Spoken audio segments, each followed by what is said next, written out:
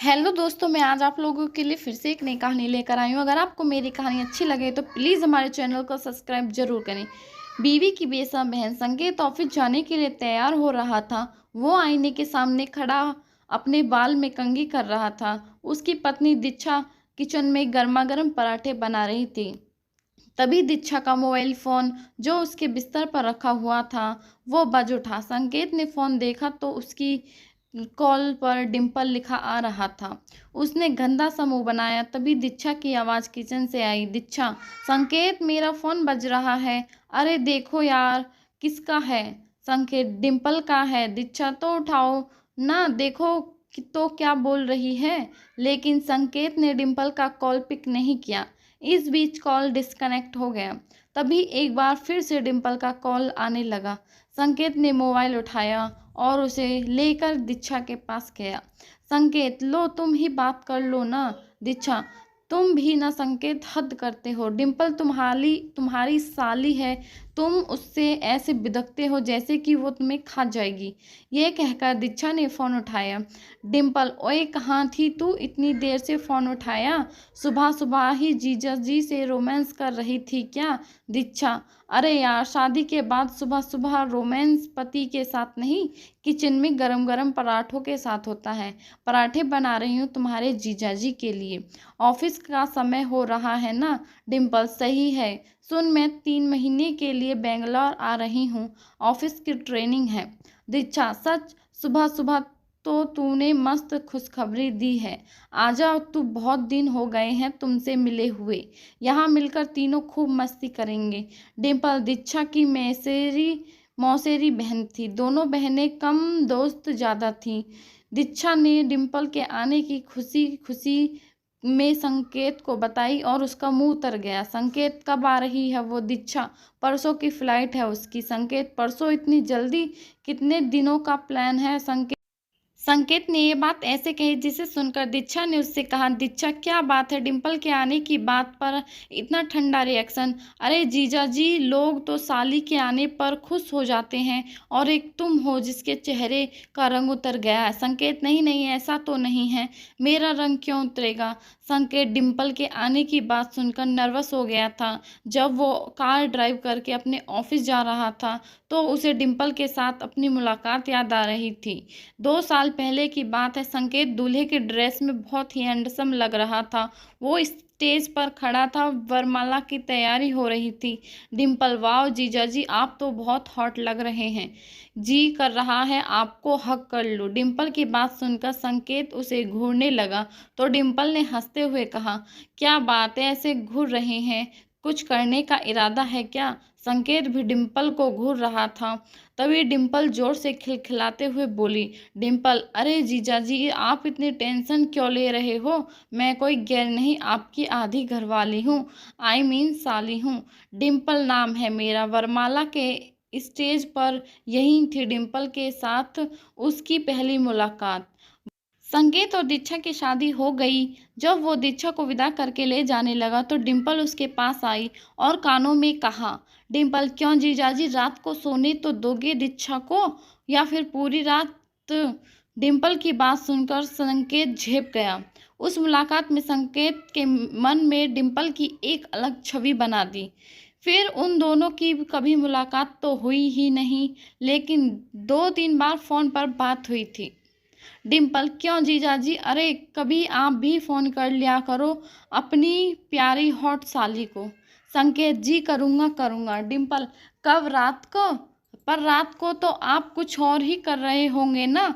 फिर डिम्पल खिलखिलाकर हंसती है। संकेत उस दिन ऑफिस में भी एब्सेंट रहा। खैर, डिम्पल के आने का दिन आ गया।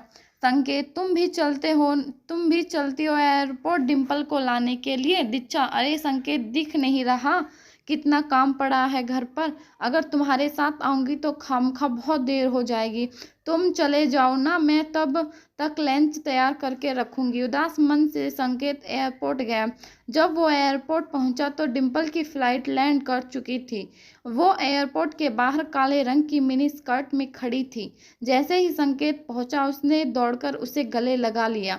संकेत का दिल जोरों से धड़कने लगा। डिम्पल, क्या जीजाजी, बहुत तड़पाते हो आप।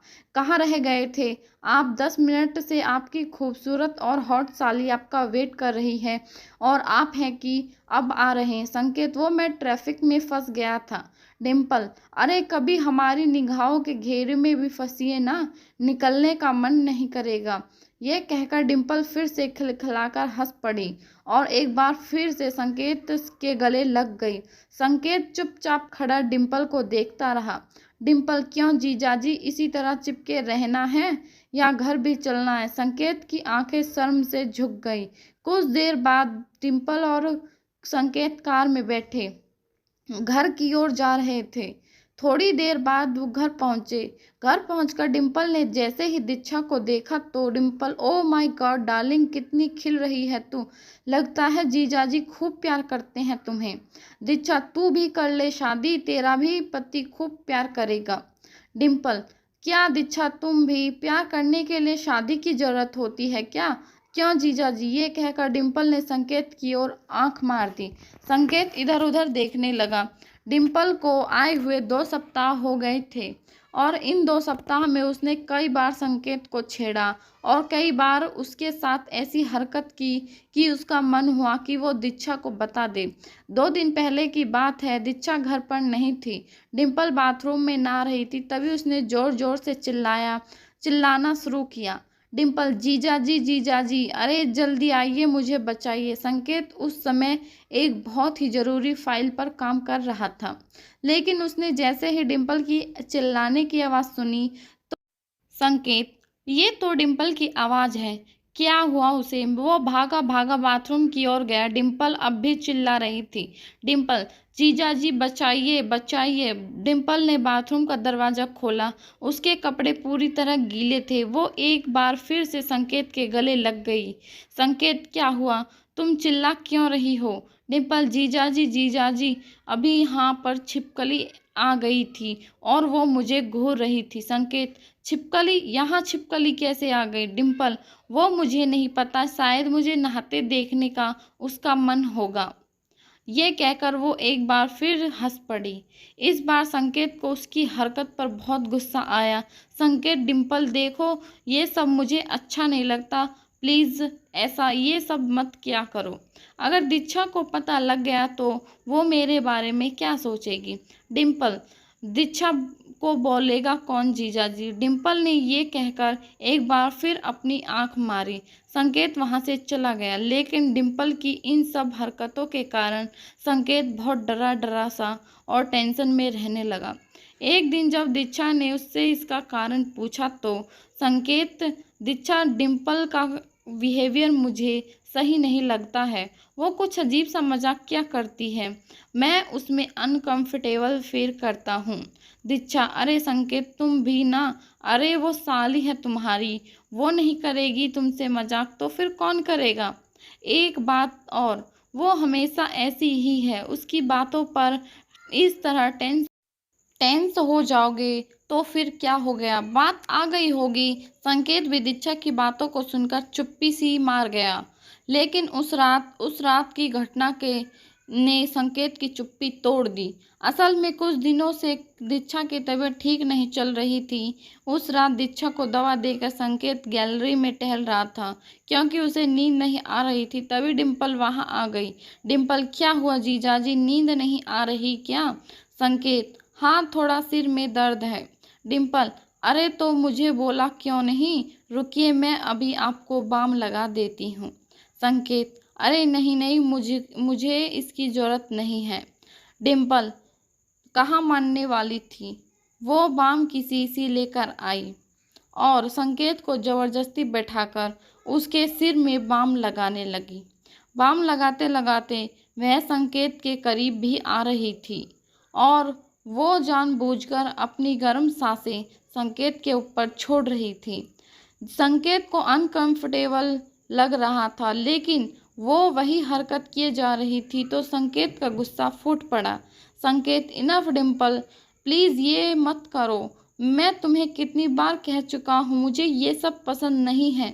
देखो, किसी भी रिश्ते की एक सीमा होती है, उसे मत लांघो। माना कि जीजा साली में के बीच मजाक का रिश्ता होता है, लेकिन मजाक का ये मतलब नहीं है कि फीलिंग्स का ही मजाक बन जाए। मेरी वाइफ बीमार है, पिछले कई दिनों से मैं ठीक से सो नहीं पाया हूँ। हर वक्त सोचता रहता हूँ कि दीक्षा जल्दी ठीक हो जाए। और तुम हो कि संकेत ने इतनी जोर से ये सब कहा कि दीक्षा बाहर आ गई। संकेत, अरे दीक्षा तुम बाहर क्यों आई? दीक्षा, आई एम सॉरी संकेत, तुमने मुझे पहले ही भी बोला था, लेकिन मैंने सीरियसली नहीं लिया।